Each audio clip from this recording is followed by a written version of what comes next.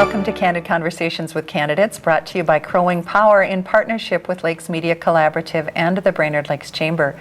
I'm Lisa Paxton, and it's my pleasure to welcome Chris Kellett. Chris is a candidate for State House District 10A. Chris, welcome. Thank you. Thank you for having me here, Lisa. Our pleasure. Why don't you go ahead with your opening comments? Okay, thank you. Hi, my name is Chris Kellett, and I come to you not as a politician, but as a concerned citizen who has made public service a way of life.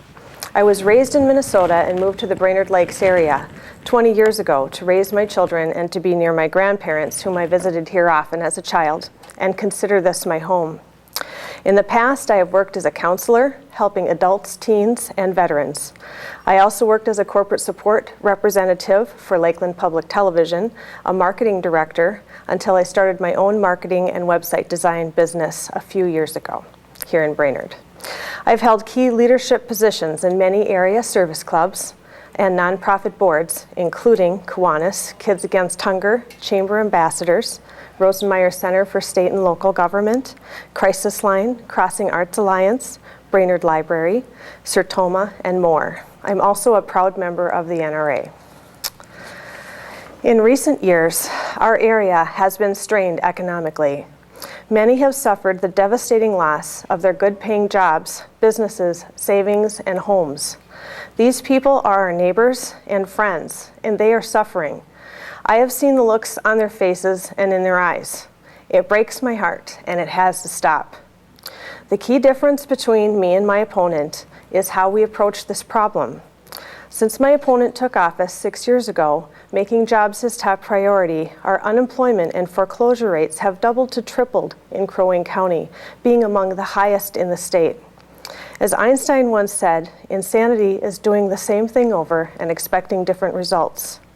His approach is by growing government and taking your hard-earned tax dollars to spend on short-term government grants and programs, or borrowing more money to do the same. I believe we need to get back to the tried and true methods that will invigorate a strong economy and create sustainable jobs. Reducing government, streamlining regulations, and lowering taxes for all, putting more money in your pocket and making it easier and more appealing to businesses to want to move and expand here. Great. Thank you. Thank you, Chris. Let's talk about 3 things that distinguish you from the other candidate. Well, I did mention one already, and that is basically how we approach the solution to the problem. And I do believe that my opponent does, have the same concerns that I do. We see that people are suffering, and we need to make some changes. And so the number one thing that we do need to do is help people by putting more money in their pockets, and it just works. When you put money in people's pockets, they have it to spend, and it stimulates the economy. And it just makes it easier for everybody. Right now, we're, I think, the 4th highest state in the nation as far as our corporate taxes.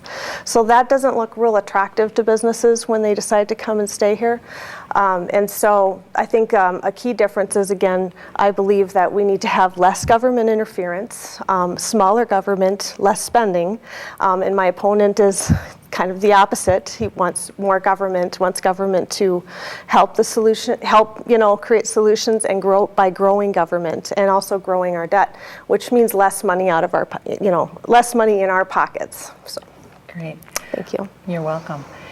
You talked a little bit about growing jobs, growing economy. Give us some specifics. How would you propose to help grow Minnesota's economy? Well, like I just said before, when people have more money to spend, they usually spend it, and that stimulates the economy. It makes sense. For example, JFK, Clinton, and Reagan all understood that by lowering taxes, it actually increased revenue. It increases revenue. So we basically have more money to spend as a state, as also when we lower taxes. It's kind of a reverse way of thinking. Okay. So as we think about spending, budgets come to mind. So do you have some specific ideas on how to balance the next biennium budget for the state? Well, again, like I said, it's reversed, but the number one thing that we need to do is stop spending so much, and that's really hard for politicians to do.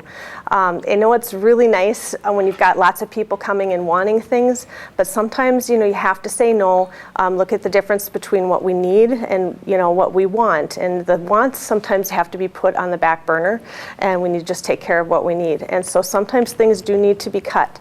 Again, by lowering taxes and putting money back in people's pockets, there actually is more money to go, because when you pay taxes, it gets filtered through the government bureaucracy, and then a little bit spits out at the end because you're paying for all these different places to go. So it's not exactly, in my opinion, the best way to do things.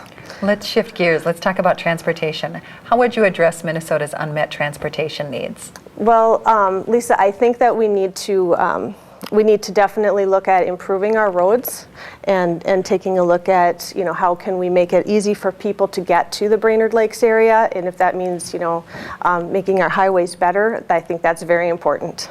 Okay. Education. Let's talk in the big picture of education. What do you consider as the state's role in workforce development? In workforce development?